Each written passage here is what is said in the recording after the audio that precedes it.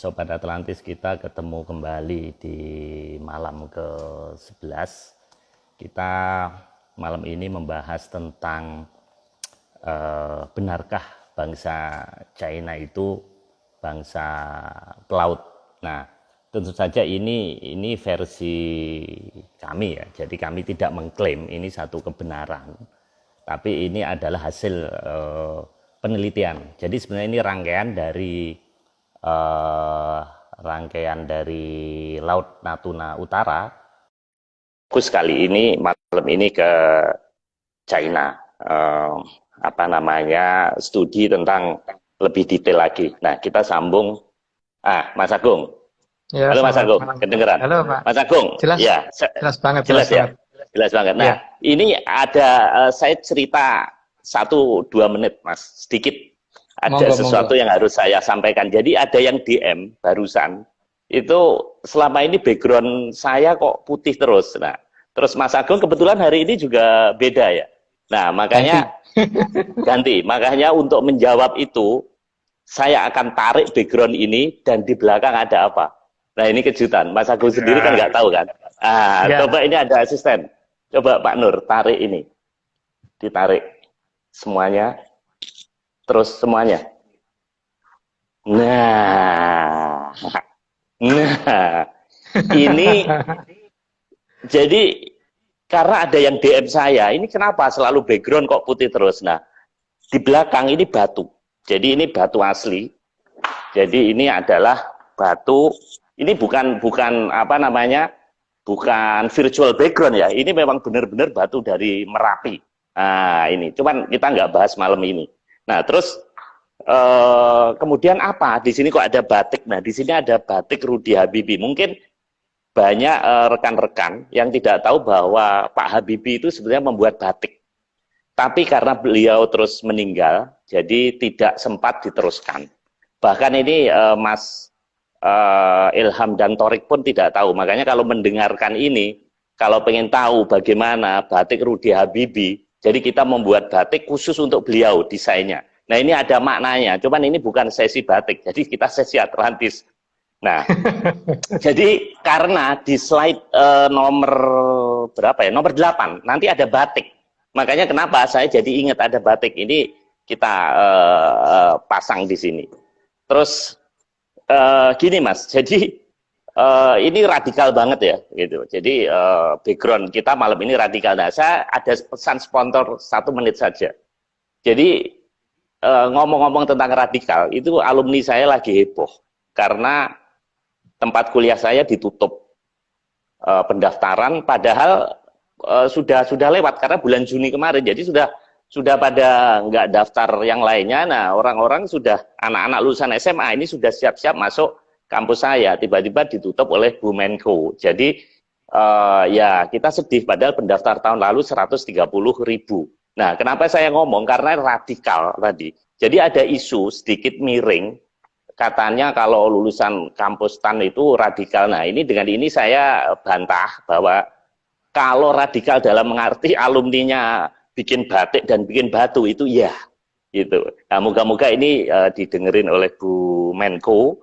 Katanya nanti kalau pensiun Bu Menko nggak jadi Menko, mau ngopi, ngobrol-ngobrol di kampus. Nah, saya mau ngajak ngobrol tentang Atlantis, gitu. Jadi tidak ada isu radikal itu. Yang radikal itu alumninya ya seperti ini, membahas tentang batu, batik seperti ini, dan malam ini Atlantis. Gitu Mas. Oke Mas, Ya, kita Pak. lanjutkan Mas. Ini kita mulai dari slide pertama ya Mas ya, untuk Ya, melanjutkan. Pak. Ada juga yang tanya, oh gini, ada juga kenapa kok membahas laut terus? Nah, karena Atlantis mungkin dijelaskan sedikit Mas. Ini hubungannya Atlantis dengan laut ini karena kok kita ngomong tentang banyak laut, kemudian ada candi, mungkin sedikit aja background. Kenapa kok? Karena bayangan orang tuh macam-macam. Ada yang bilang Atlantis itu, ada yang DM saya ini apa sejenis game atau apa? Coba Mas Agung. Oke. Jadi gini, eh, ada suatu kerajaan yang sayangnya kita tidak bisa lihat, cuman gejala alam tidak bisa mereka tutupin. Jadi mereka itu adalah suatu kerajaan yang mempunyai teknologi sangat tinggi. Jadi yang ngomong kerajaan ya, karena pemerintahan mereka memang sifatnya kerajaan. Yang tertinggi adalah seorang ratu, Mahoratu di sana. Dan posisinya ada di selatan kita. Di selatan kita agak ke barat, jadi selatan barat, yaitu di barat daya. Ya, agak ke barat daya sedikit ya, kalau dari arah Pulau Jawa gitu.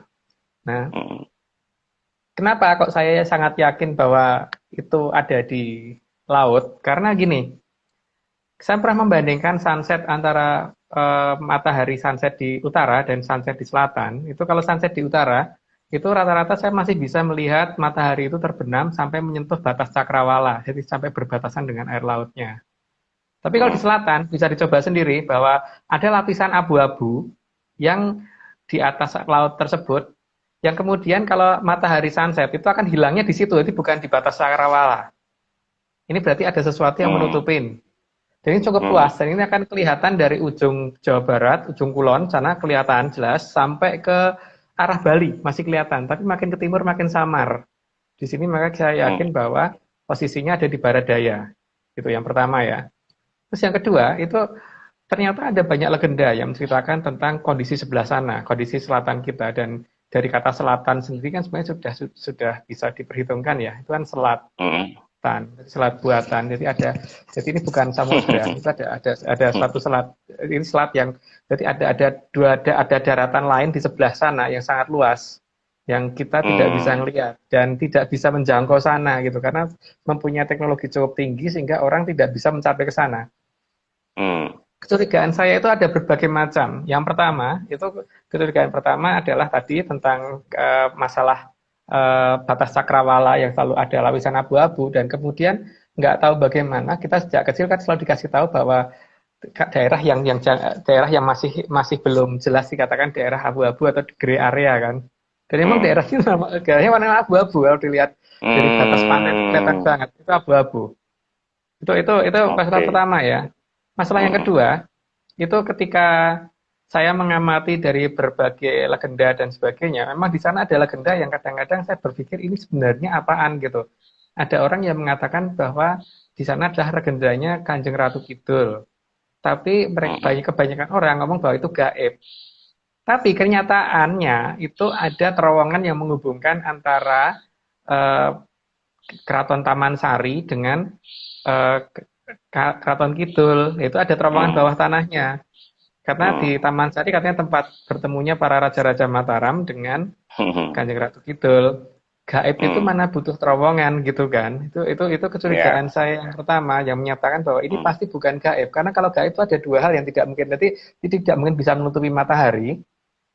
Karena hantu itu mau lewat di depan kita ada matahari lewat, matahari di depan kita juga dia lewat nggak akan nutupin gitu kan. Yang kedua tidak mungkin ada terowongan, tidak butuh terowongan itu mereka itu kalau memang gaib. Yang ketiga, saya merasakan ada suatu kondisi kalau ya kita mau sedikit lebih berpikir kalau misalkan ini ada kasur gitu, kalau kasur ini saya tekan dengan tekanan yang sedikit sama tekanan yang besar, maka ketika kita tekan dengan tekanan yang sedikit, maka mengguduknya sebelah sini akan lebih kecil. Tapi kalau ini kita tekan lebih kencang lagi, mengguduknya akan lebih besar gitu kan. Sistem di kasur busa. Nah ini kan di selatan Bali itu ada Australia, di selatan Jawa itu cuma samudra. Kalau kita timbang air satu ember dan air plus batuan satu ember, maka seharusnya air plus batuan ini mempunyai massa lebih besar daripada cuma air satu ember gitu kan. Kalau kita ambil sama-sama satu ember. Nah, tapi sini yang terjadi terbalik gitu. Saya ngomong terbalik kenapa? Karena kalau tekanan di Australia lebih besar ke arah bawah, maka seharusnya pegunungan di Bali lebih besar daripada pegunungan di Jawa. Karena di selatan Jawa hanya ada samudra. Gitu kan. Kenyataannya kebalik. Berarti kan ada sesuatu yang bermassa besar di Samudra Hindia yang tidak bisa kita tangkap ini apa gitu. Yang kedua, karena tekanan yang besar tadi akan mengakibatkan gerakan lempeng yang lebih besar di Bali daripada di Jawa seharusnya. Tapi kenyataannya juga terbalik. Di Jawa lebih banyak gempa tektonik daripada di Bali. Begitu juga masalah vulkaniknya lebih sering di Jawa daripada di Bali. Ini kan sudah mencurigakan. Berarti ada sesuatu yang bermassa sangat besar di sebelah sana. Terus kalau misalkan di sana ada peradaban sangat besar, maka peradaban tersebut pasti peradaban maju. Ya, kita bisa bayangkan lah, misalkan orang di daerah Pondok Indah dengan orang di daerah Kumuh gitu. pasti tingkat kebersihannya pasti lebih lebih terjamin di daerah yang yang lebih elit gitu kan. Hmm. Nah, kalau kita bandingkan di seluruh samudra yang ada, baik Atlantik, Pasifik, Samudra Hindia dan sebagainya, Samudra Hindia ini paling bersih karena tidak ada pelayaran lewat sana. Iya, iya, iya, iya. Padahal ada dari Australia, kenapa tidak langsung shortcut menuju ke Afrika gitu? Mesti harus melipir dulu lewat Hmm. pinggir Pulau Jawa baru ke arah sana gitu.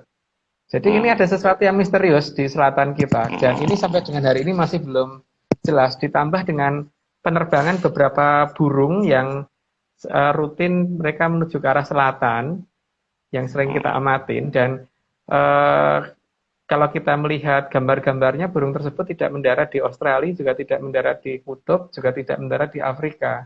Dan mereka itu kemana? Berarti burung bisa mencapai Hmm. lokasi itu karena mereka dianggap tidak membahayakan untuk mereka kan. Sehingga ini Hmm. ada sesuatu di sana. Hmm. Jadi Oke. kenapa kita berhubungannya dengan lautan? Karena berarti Hmm. di selatan kita ini adalah samudra yang sebenarnya menyembunyikan sesuatu. Jadi bukan di dasar lautnya, justru di permukaan, tapi permukaan ini tidak bisa kita jangkau gitu. Itulah yang Hmm. menyebabkan kita berpikirnya Hmm. selalu masalah laut, laut dan laut. Walaupun Hmm. eh, walaupun posisi Atlantis pusatnya di sana, tapi tidak menjadi tidak menutup kemungkinan juga ada wilayahnya yang di sini Hmm. gitu. Nah, untuk beberapa wilayah yang di sini mungkin sudah pernah saya jelaskan beberapa Iya. gejalanya yang waktu itu dengan kecurigaan kita terhadap adanya area 36 yang sudah kita definisikan waktu itu gitu. Iya. Gitu, Pak. Jadi Oke. kalau ditanyakan Oke. kenapa kok mana laut, itu alasannya. Laut. Oke. Iya. Jadi kalau kita nonton film Aquaman nggak usah terkagum-kagum ya. Sebenarnya kita lebih punya cerita yang lebih dahsyat daripada Aquaman dan apa namanya film-film Hollywood lain ya, seperti Wakanda dan sebagainya.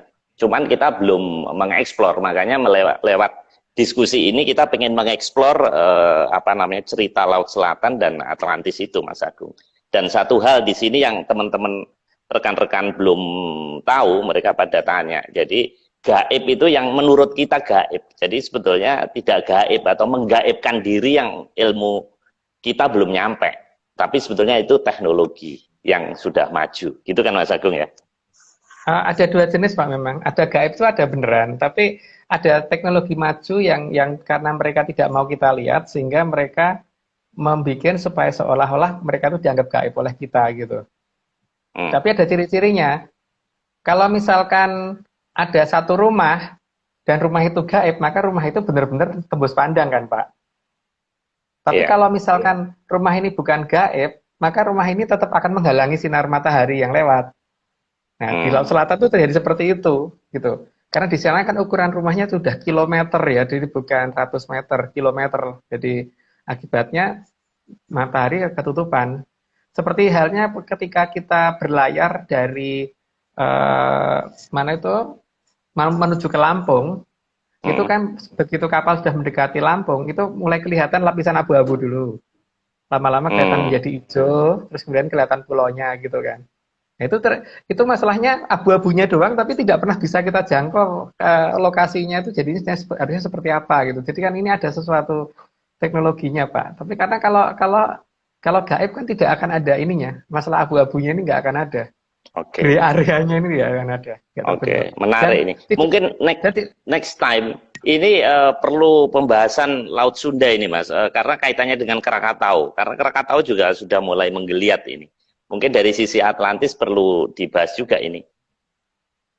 Tapi ya, ini malam ini kita nggak cukup ini nanti kalau nggak fokus. Kita fokus pada slide yang sudah Mas Agung siapkan aja karena ini kalau saya ngeladenin pertanyaan nanti nggak maju-maju ini. Oke, kita mulai aja Mas ya. ya, Ini slide pertama. Ini,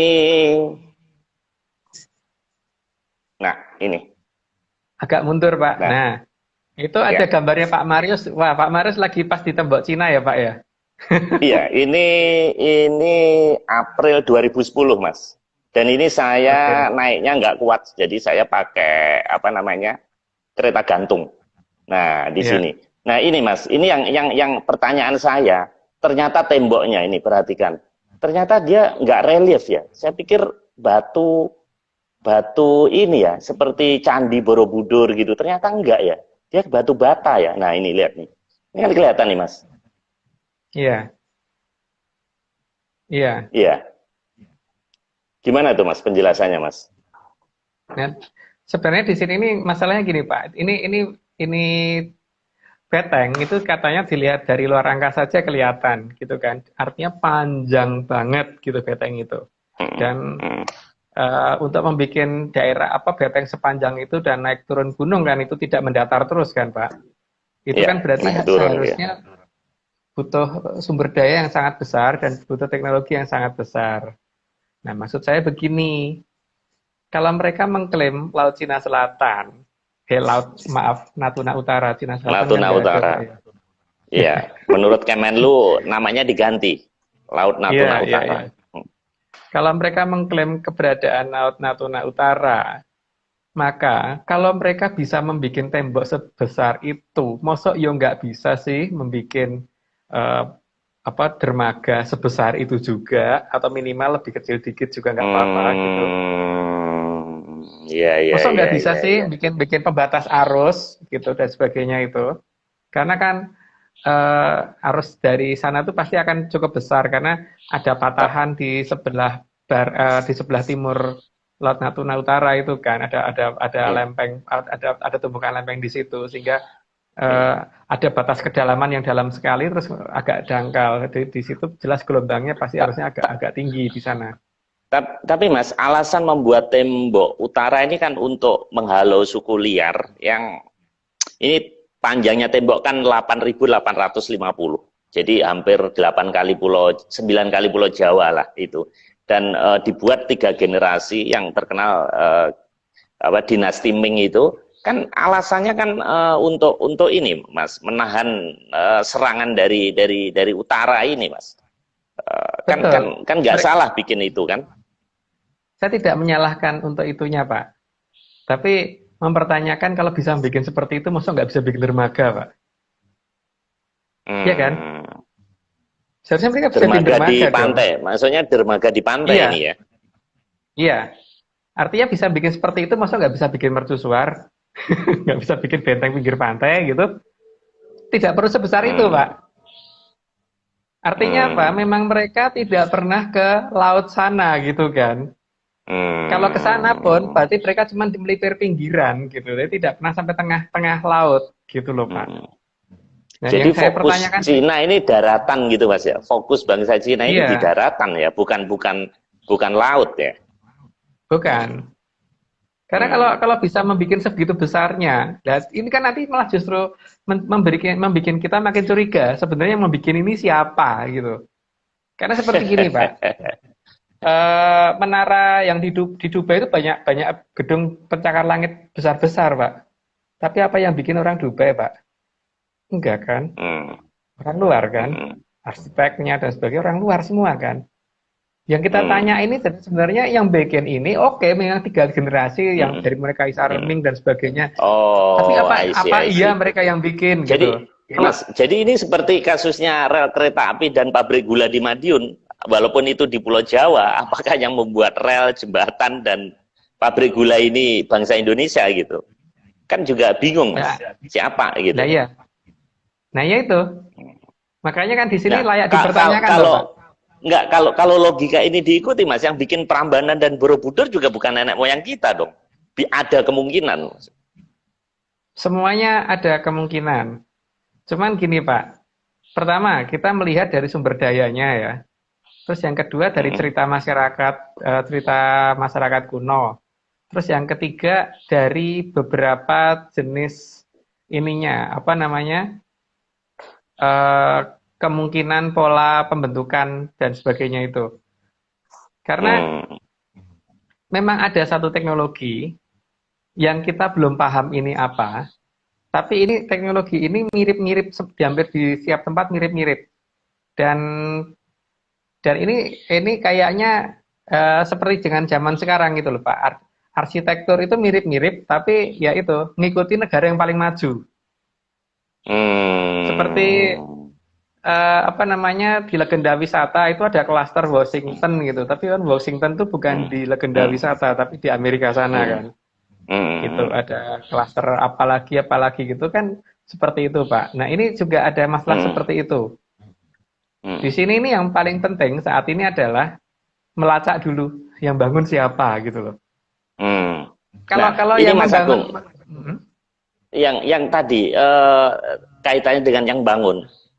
Saya pikir di tembok Cina tuh banyak relief dengan dia bisa membuat masif seperti itu. Tapi kok nggak ada relief, hanya cuman tumpukan batu bata, itu gimana? Padahal itu kan dibuat sekian ratus tahun sebelum Masehi kan.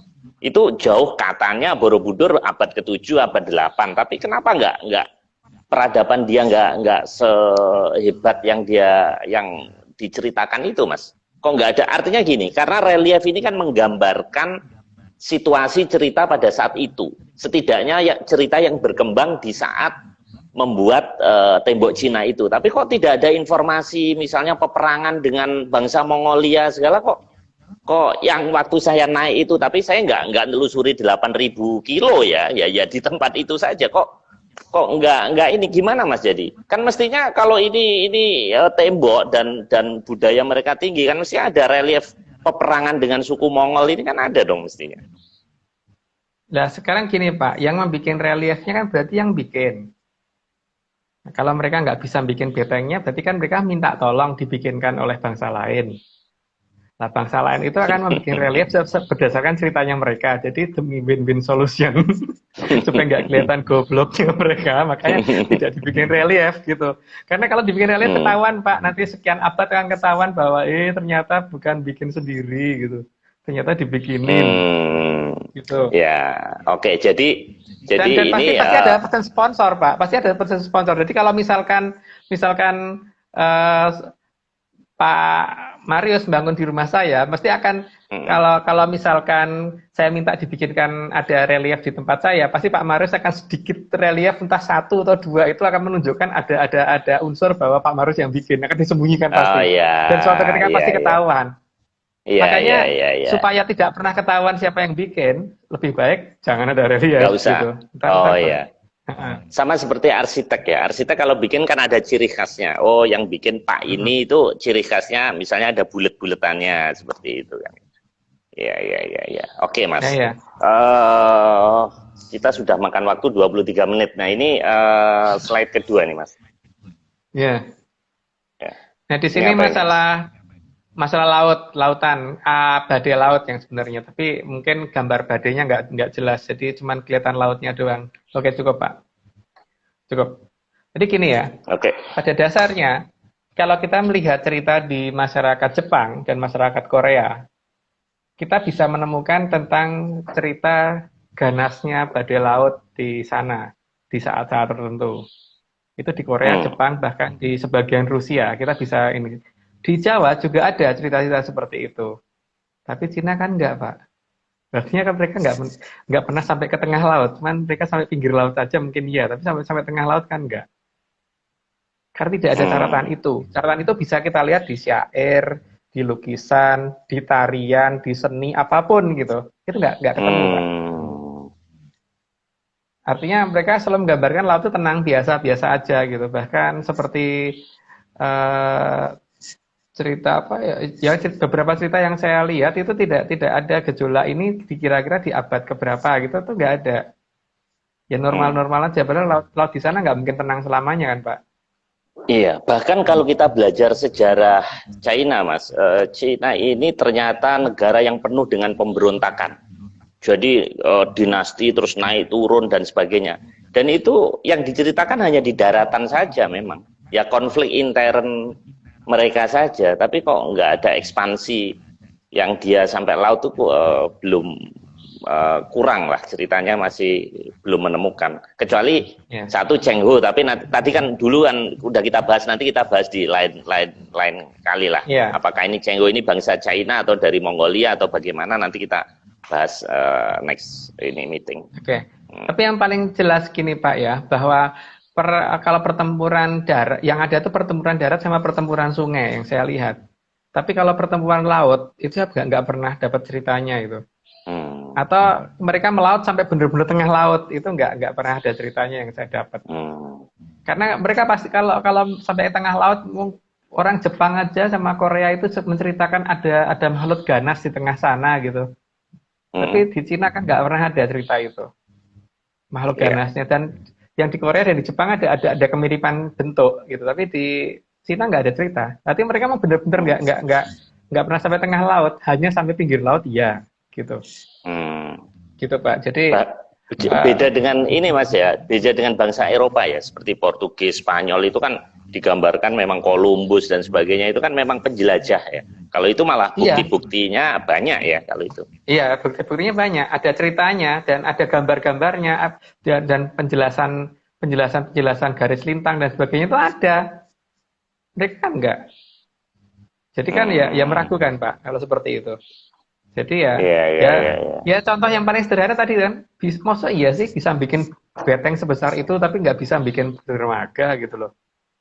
Nggak bisa bikin bangunan-bangunan pendukung pelayaran, enggak loh Pak, nggak ada.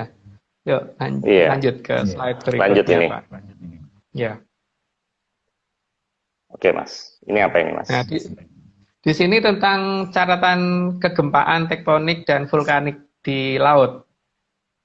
Itu tidak ada juga oleh Cina di kerajaan-kerajaan mereka zaman dulu. Cukup Pak? Oke. Cukup.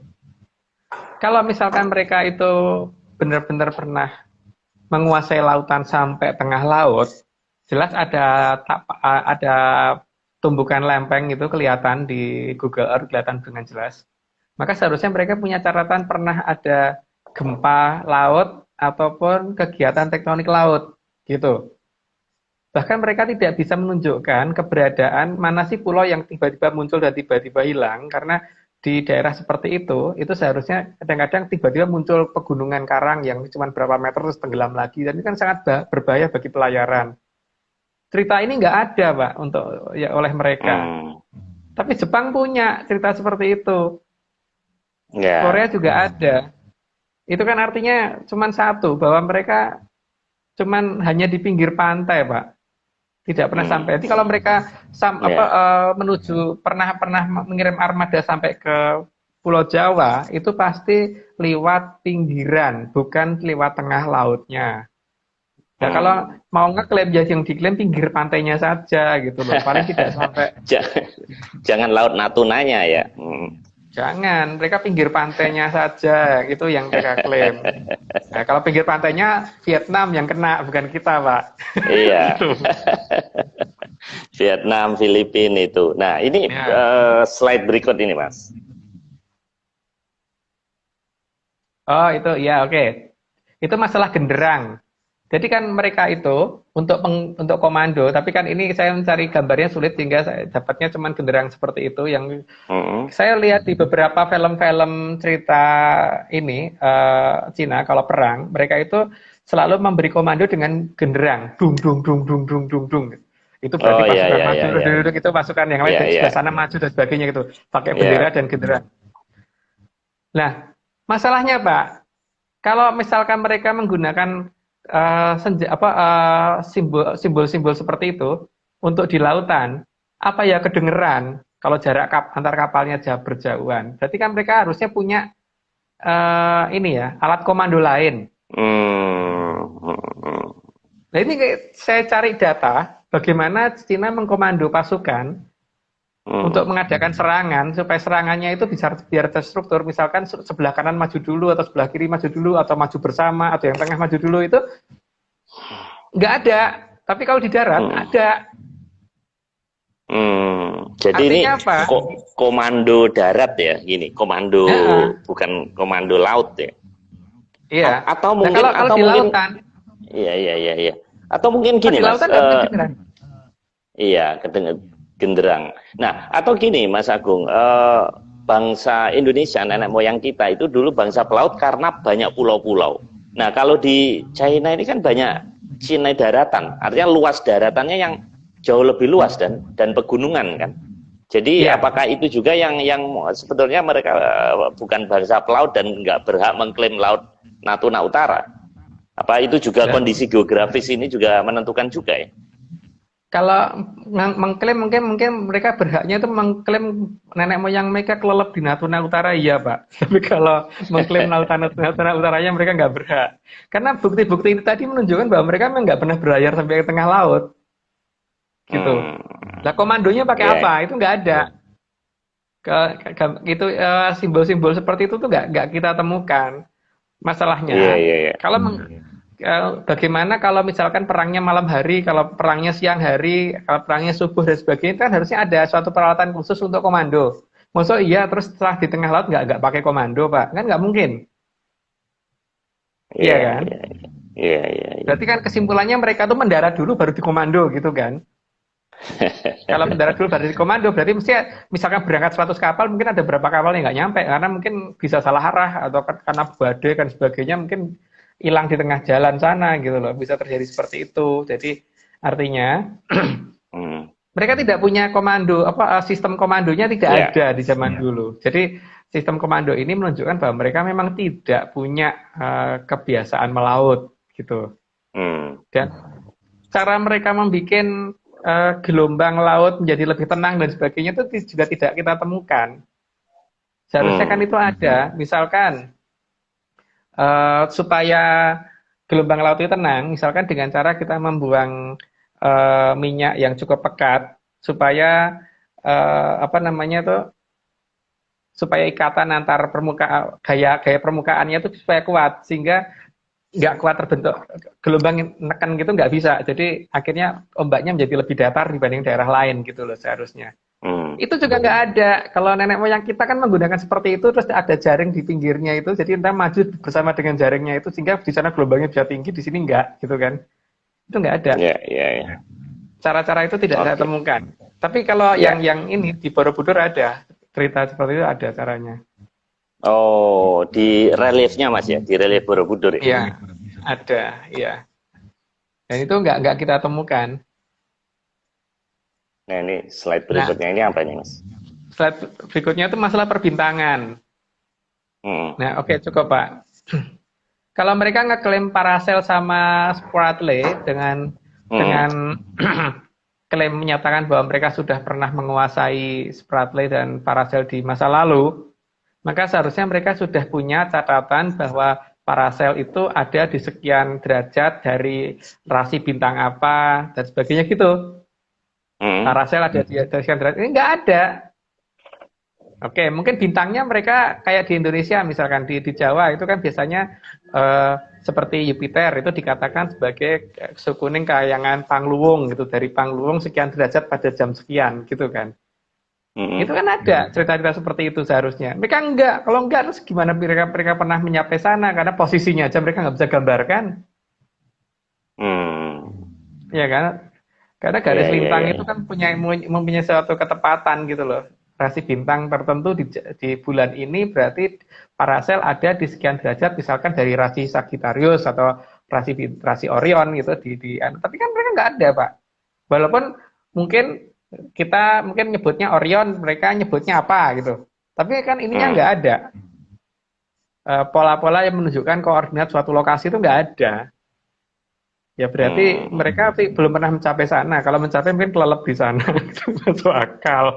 Jadi kalau Kalau di relief candi-candi kita ada Mas itu. ada, Ada apa teknik perbintangan itu ada diceritakan juga. Ada bagian ada, itunya. ada, Hmm. ada. Jadi kan Oke. ini menunjukkan bahwa memang mereka tidak layak klaim gitu. Ya. Eh, Oke Mas. ya, Ini berikutnya nih menarik ini. Ini apa ini? Kapal.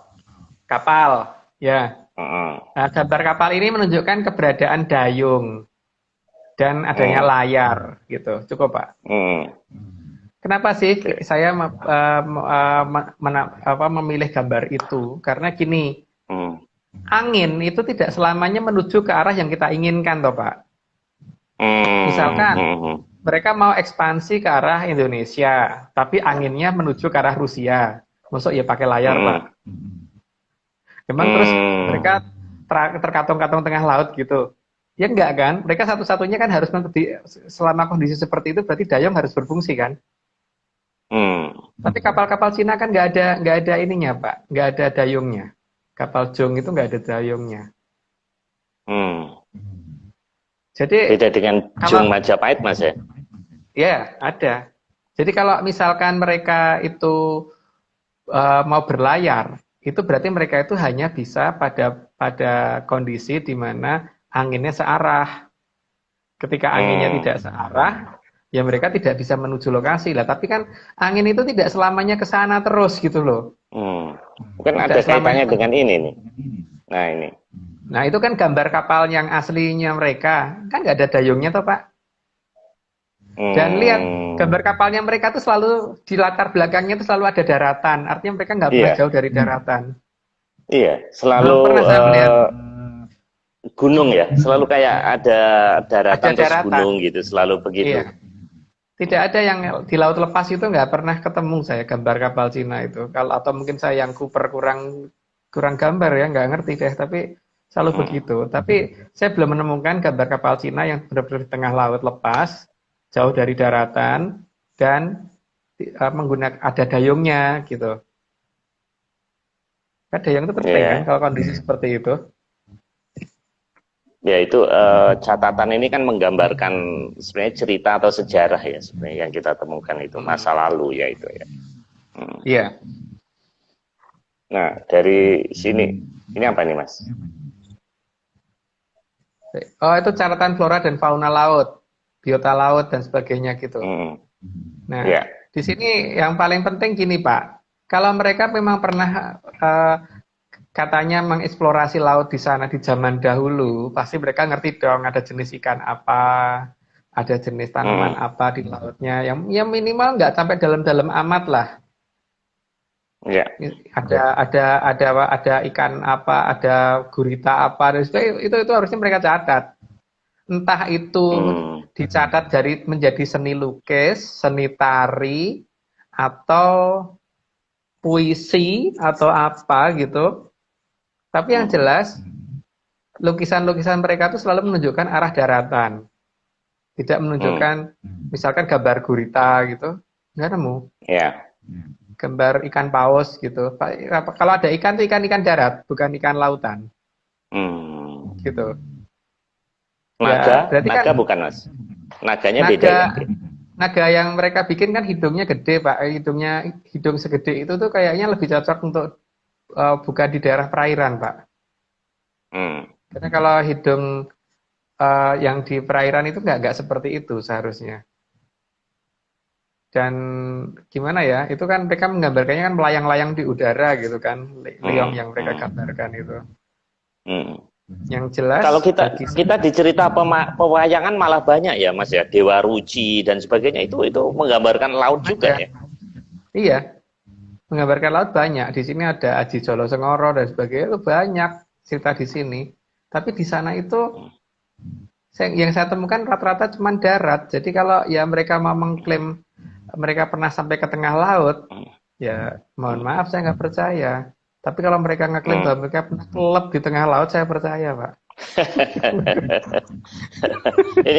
ini Mas, slide ke-8. Nah, ini apa ini Mas? Agak mundur, Pak, agak mundur. Ya. Agak mundur. Nah, itu namanya Jarik Tirto Tejo.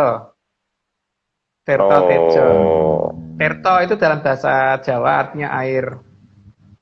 Tejo itu Hmm. sinar sinar yang mencorong, itu sinar yang mencorong dari permukaan air gitu kan.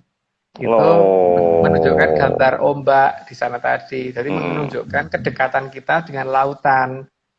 Dan yang Hmm. saya ikuti dari pakem pedalangan itu biasanya menggunakan Jarik Tirto Tejo itu rata-rata putra mahkota. Artinya apa? Putra Hmm. mahkota itu adalah orang yang sudah pernah menaklukkan lautan. Makanya seperti Hmm. Parikesit, terus yang lakon Bambang-Bambangan itu semuanya pasti pakai Tirtorejo, entah itu Arjuna, untuk Bambang Hmm. Parikenan, Bambang Sekutrem dan sebagainya itu semuanya pakai ininya Tirtorejo, bukan parang. Setelah dinobatkan jadi Hmm. raja baru rata-rata pakai parang. Gitu. Tapi di saat-saat awal, mesti kita masih menjadi Pangeran Pati, biasanya menggunakan jarinya Tirtorejo. Gitu. Hmm. Jadi kedekatan kita dengan lautan itu ada banget karena seorang seorang putra mahkota harus sudah bisa menaklukkan samudera itu dijelaskan di pakaian yang dikenakan Itu Pak. Iya, iya. Wah, Tapi mereka ini kan saya enggak. juga sebenarnya pengen tahu juga ini ke almarhum Pak Habibie ini batik ini apa? Jangan-jangan juga ada laut-lautnya ini. Ini saya belum sempat apa namanya ketemu dengan beliau, sudah meninggal, jadi siapa tahu ini juga ada artinya laut ya. Saya nggak tahu nih. Sistem kamuflase Ini di lautan ada sih Pak, tapi nanti aja di berikutnya aja nanti kita jelasin. Ya, nah, berikutnya. ini apa nih, Mas? Itu tentang tari Bedoyo Ketawang. Tari Bedoyo Ketawang itu tari yang ditunjukkan biasanya ada sekian putri yang menari, dan biasanya ketika kalau kita cermat dalam mengamati, jumlah penarinya akan bertambah satu. Bertambah satu ini biasanya utusan dari sana. Belum tentu rajanya, belum tentu ratunya, tapi kemudian masih utusan. Tapi itu menunjukkan kedekatan kita dengan lautan, dengan samudra gitu loh. Bahwa pengusaha samudra itu sampai mau ikut serta dalam apa namanya tarian. Nah, sekarang ketika raja sana sedang bertahta, raja misalnya Kaisar Ming atau Kaisar siapa ya, atau Kaisar Xi Jinping gitu. Apakah ada ketika mereka mengadakan satu tarian yang berhubungan dengan lautan, terus penarinya nambah satu gitu dari Nah, jumlah penari ini yang sebenarnya? maksudnya nambah satu ini goib atau apa, Mas ini? Maksudnya apa ini nambah satu ini? Kalau gaib kan tidak bisa masuk di dalam kamera Pak, nggak bisa difoto dan sebagainya. Itu kan bisa. Bedoyo Ketawang itu misalkan orangnya sekian, saya lupa jumlahnya. Tapi kalau misalkan nanti di video atau di kamera, nanti kelihatan nambah satu. Asal raja yang bertahta adalah raja yang dikehendaki oleh sana gitu. Nah, tapi kalau misalkan ini gaib, ya misalkan yang menari cuma 6 orang, ya tetap 6 orang, tidak akan kelihatan 7 gitu kan Pak. Tapi Bedoyo Ketawang yang ada ini menambah satu. Ini makin menunjukkan bahwa sana bukan gaib, cuma sana punya teleportasi yang luar biasa sehingga bisa menambahkan orang tanpa ketahuan gitu. Memang saya sempat dengar sih, katanya 10 apa gimana, terus kalau di foto jadi 11 nambah satu. Itu kiriman dari mereka, berarti ini ritual tari ini ada maknanya dong, nggak sembarangan dong, Mas?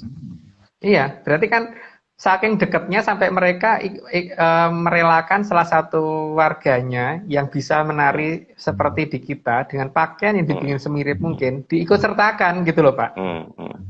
Nah itu jaritnya tadi Mas, kain jaritnya itu dari seperti apa? Ada maknanya juga atau apa ini yang Bedoyo Ketawang itu? Biasanya khusus jaritnya model parang. Biasanya parang yang agak sedang ya Pak ya, bukan yang gede-gede, bukan yang parang barong yang besar-besar, bukan, parang yang agak kecil-kecil. Sehingga dan ya apa namanya jaritnya itu biasa sampai ujung kaki, jadi ujung telapak kakinya itu sampai nggak kelihatan, ketutupan sama jaritnya itu. Sehingga bentuk jarik parang itu bentuknya kan modelnya kayak gini ya, hampir kayak sisik. Sehingga kalau misalkan sang putri tadi berdiri di atas lautan, seolah-olah dia tidak punya kaki seperti Putri Duyung kan. Makanya legenda Putri Duyung itu ya adanya di selatan kita gitu loh. Gitu. Oh, saya tahu Mas. Ini Starbucks ngambil dari sini karena Starbucks juga seperti kayak Putri Duyung dan nggak kelihatan kakinya dan warnanya hijau. Logo Starbucks itu kan juga seperti kayak Putri Duyung juga mirip, memanjang gitu dan perempuan gitu. Iya. Makanya seperti sampai dengan di Bali Pak, itu rata-rata tarian-tarian di Bali seperti tari olek dan sebagainya itu kan jariknya itu sampai ke bawah, sampai nutupin kaki gitu loh. Dan bentuknya tuh memang ada lebihnya gitu. Jadi memang kayak silet di ini. Tapi itulah legenda Putri Duyung sebenarnya. Jadi bukan yang di Eropa. Dan bukan bentuknya tidak mengerikan, bentuknya malah cantik sekali ya gitu. Jadi bukan bentuk seperti makhluk apa gitu. Tapi ini gitu. Mas, kan saya pernah ke negara Skandinavia di Denmark. Jadi Denmark itu salah satu yang membuat dia terkenal itu tentang cerita-cerita anak. Nah, diantaranya Putri Duyung itu, legenda Eropa itu Putri Duyung dari Denmark itu. Nah, itu gimana? Berarti dari kita dong? Atau kita nyontoh sana atau sana nyontoh kita? Kita lihat dari pusat kerajaannya, Pak. Nah, di sini kan kalau ke Denmark, oke, daerah Eropa dan sebagainya, itu untuk menemukan lautan dengan posisi bentuk yang aneh dan mengakibatkan struktur geologi yang aneh, itu kan hanya ada di Samudra Hindia, Pak, masalahnya. Hmm. Jadi yang bisa menutupi matahari sunset dan sebagainya cuma di sini. Atau kalau toh Hmm. di sana ada, tingkat gray areanya pasti masih lebih besar di selatan kita. Hmm. Di Gitu. Terus sana efek adanya geologi yang aurora, Mas. ditemukan. Aurora di sana Ya, adanya. Ah, ya aurora karena mereka dekat dengan kutub kan masalahnya. ya. Sehingga mereka hanya bisa mereka memang melihat di situ karena ada batas kutubnya itu. Tapi Hmm. untuk apa namanya cerita itu pasti di sini Hmm. karena apa? Di sana kan seolah-olah Putri Duyung itu adalah orang yang tunggal gitu kan, Hmm. atau hanya satu keluarga gitu. Tapi di sini ini lihat Pak, satu kerajaan ceritanya, pakaiannya seperti itu Iya, semua. iya, iya. Jadi asalnya dari Dan mana? dan di sana Kalau mereka nggak kan, gaib, Mas. Di sana bukan gaib, ya cerita biasa gitu loh. ya, Bahkan ada patungnya, dia ada patungnya gitu. iya. Nah ini tadi kan sebenarnya saya hanya ingin menunjukkan bahwa di Cina mana kedekatan mereka dengan lautan, dengan Hmm. samudra, bahkan sampai ke penguasa lautan. Mereka percaya dewa-dewa juga kan, seperti dengan halnya nenek moyang kita kan. Tapi mereka nggak ada Hmm. legenda seperti itu. Misalkan pas Xi Jinping lagi bertahta gitu, apakah ada tarian yang kemudian bisa sampai nambah satu orang?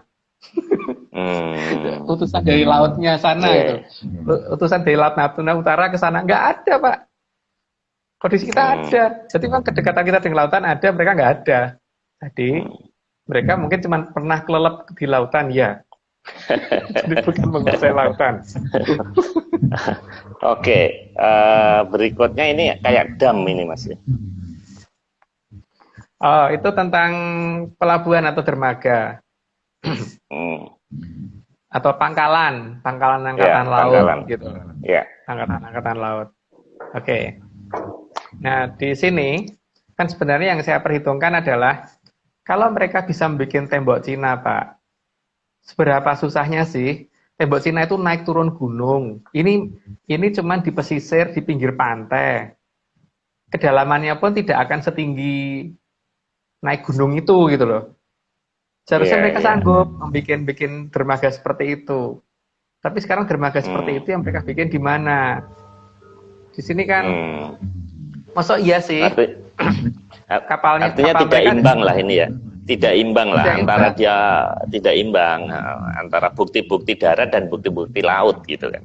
Ya, pertama tidak imbang. Terus yang kedua malah makin mencurigakan. Ini sebenarnya bukan hasil karya mereka, tapi mereka klaim. Mereka mungkin hanya kuat bayarnya, Pak. Mereka Hmm. dibikinin oleh suatu bangsa di mana itu yang harus kita Mem- cari. Memang ada satu cerita, Mas. Tembok Cina ini bikinan Ya'jud dan Ma'jud. Jadi ada satu bangsa yang zamannya Iskandar Zulkarnain itu ada legenda memang sepertinya bukan, dan Ya'jud Ma'jud itu bukan nama Cina ya. Nah, kalau cerita tentang itu saya kurang paham, Pak. Karena saya hanya berdasarkan apa yang ada di Jawa.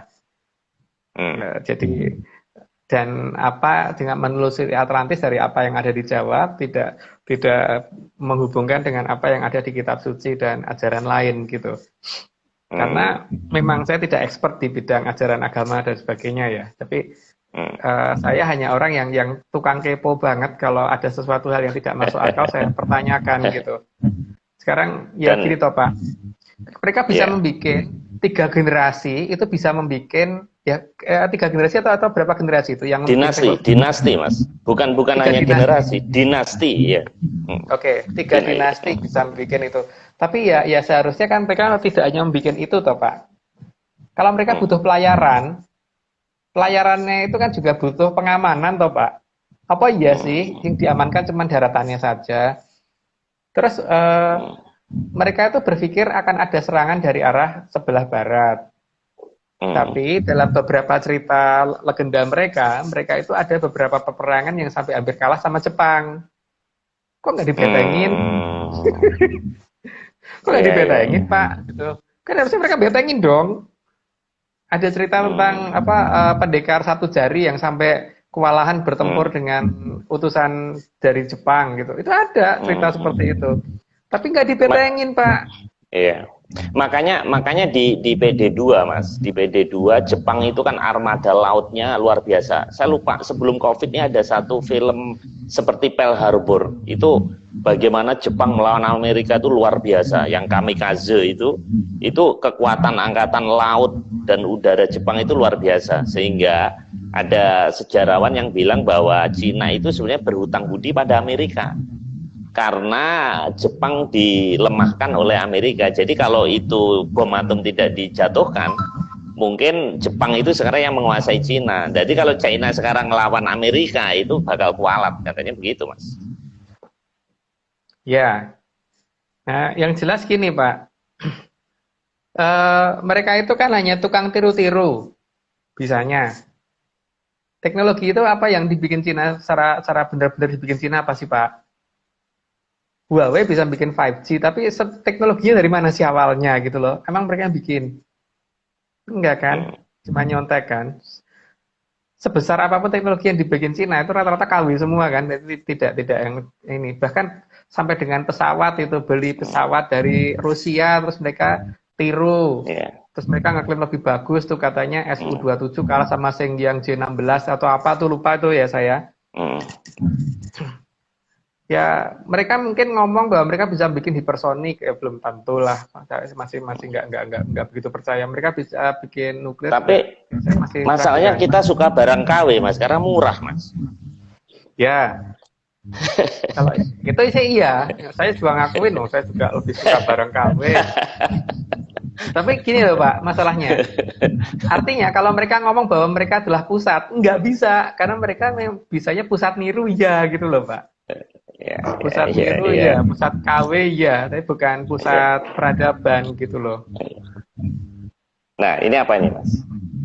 Itu adalah beteng yang ada di pelabuhan Kepulauan Seribu, Pak.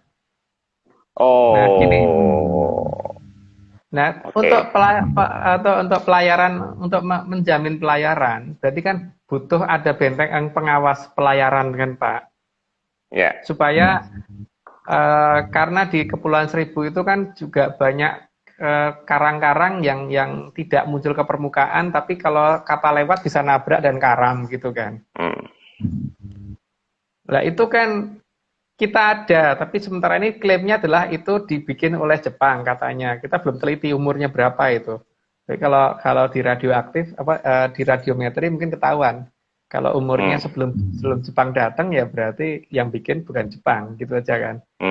Karena beberapa bangunan kita yang sempat saya radiometri itu rata-rata yang dikatakan bikinan Belanda ternyata 800 tahun. Berarti Belanda belum datang, bangunannya sudah ada. Jadi Belanda datang bikin dulu terus pergi lagi terus datang lagi gitu. Kan lucu. Seperti salah satu pabrik gula X gitu yang pernah kita teliti, kita batu-batunya kita ambil 2 biji itu kita bawa waktu itu kita teliti juga ternyata umurnya 800 tahun. Kalau 800 tahun itu Belanda belum datang, pabriknya sudah ada. Jadi hebat sekali orang Belanda bisa datangnya 350 tahun yang lalu tapi membangun pabrik gulanya 800 tahun yang lalu gitu, Pak. Punya mesin waktu mereka. Ini perlu kita uji sebenarnya. Apakah beteng di pelabuhan di Kepulauan Seribu tadi Kepulauan Seribu Jepang atau tidak? Nah, itu juga menjadi tanda tanya karena kita tidak boleh menerima begitu saja kalau klaim Jepang mengatakan itu kita harus bikin Jepang nggak bisa. Kita harus teliti dulu, jangan langsung percaya begitu aja.